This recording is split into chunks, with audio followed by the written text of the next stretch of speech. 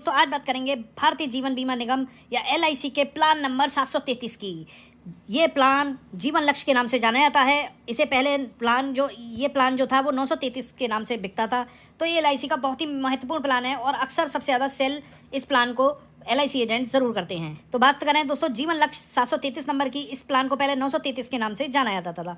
इस प्लान की जो टैग लाइन है वो है खुशियाँ, सुरक्षा, संरक्षण और बचत। मैं इसमें से दो शब्द चुनूंगा, उसमें सुरक्षा और संरक्षण। मेजर रिस्क कवर प्लान है ये।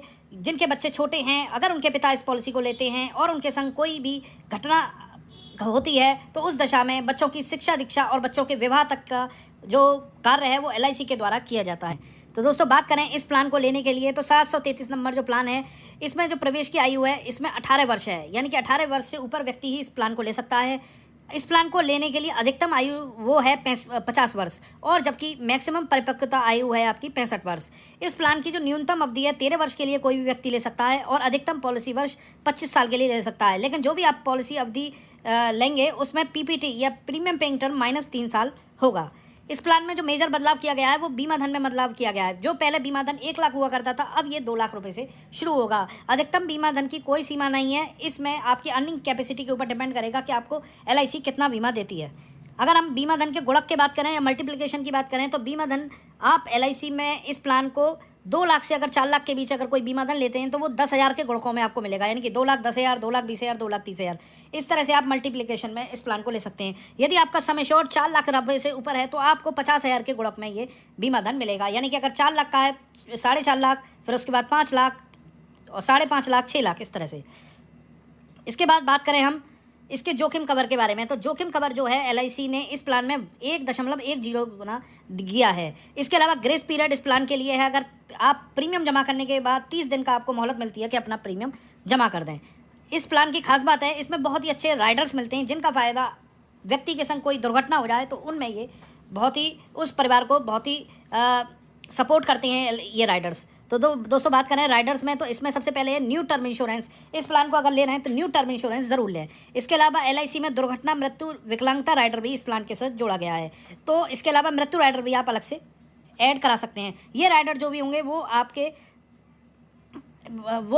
जीवन को सुरक्षित रखने का बहुत बढ़िया काम करेंगे। अब बात करें इसमें सरेंडर वैल्यू की, तो दोस्तों लेटेस्ट जीएसपी के अकॉर्डिंग 1 वर्ष पूर्ण होने के बाद गारंटेड सरेंडर वैल्यू इसमें भी मिलेगी। साथ में आपका जो वेस्टेड बोनस है वो भी इस प्लान में आपको दिया जाएगा। बात करें लोन की, तो लोन में सरेंडर वैल्यू जो प्रीमियम होगी आपका पहले 2 वर्ष में कुल प्रीमियम का 50% आपको लोन मिलेगा, जबकि तीसरे वर्ष के बाद कुल प्रीमियम का 75% आप लोन इस पॉलिसी के अंतर्गत ले सकते हैं। बात करें फ्री लुक पीरियड की, तो फ्री लुक पीरियड जो है वो पहले 15 दिन हुआ करता था, अब वो 30 दिन हो गया है। इसके अलावा सेटलमेंट विकल्प भी इस प्लान में मैच्योरिटी के बाद आप ले सकते हैं। नेट मोड जो है वो 3 माह कर दिया है, पहले ये 2 माह हुआ करता था। एजेंट के कमीशन में भी बदलाव इस प्लान के अंतर्गत किया गया है। इसके अलावा नए प्लान जब आएगा तो उसमें प्रीमियम में भी बदलाव होगा, यानी कि आपको अब हायर प्रीमियम पे करना पड़ेगा। इस प्लान की मैच्योरिटी के बारे में बात करें, अगर किसी व्यक्ति की जब मैच्योरिटी होगी तो उस समय बीमा कंपनी आपको पॉलिसी अवधि जो भी है उसका बीमा राशि प्लस बोनस प्लस अंतिम एफएवी यानी कि फाइनल एडिशनल बोनस के साथ आपको मैच्योरिटी दी जाएगी। जैसे कि मैंने पहले आपको बताया ये मेजर रिस्क कवर प्लान है।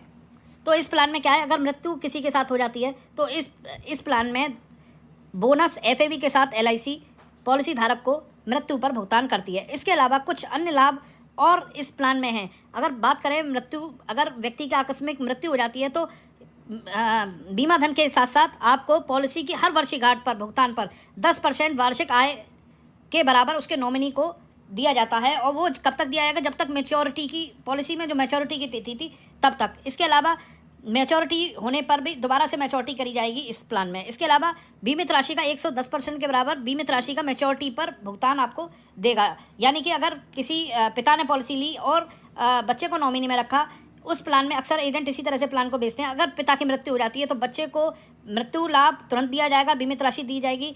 इसके अलावा 10% उसको सम एश्योर्ड का मैच्योरिटी तक मिलता रहेगा और उस मैच्योरिटी पर भी 110% बीमा राशि नॉमिनी को दी जाएगी। तो इस तरह से कन्यादान योजना के नाम से भी इस प्लान को एजेंट लोग सेल भी करते हैं। अब बात करें एलआईसी की योजनाओं के लाभ में, तो एलआईसी की जो भी योजनाएं व्यक्ति लेता है उसमें धारा सी और 10D के तहत आपको टैक्स की छूट मिलती है। उच्च रिटर्न वाली बाजार से लिंक योजनाएं भी एलआईसी में इस समय विद्यमान है, आप ले सकते हैं। इसके अलावा एलआईसी अधिनियम की धारा 37 के अनुसार जो LIC की जो आप पॉलिसी ले रहे हैं उसकी गारंटी भारत सरकार की होगी।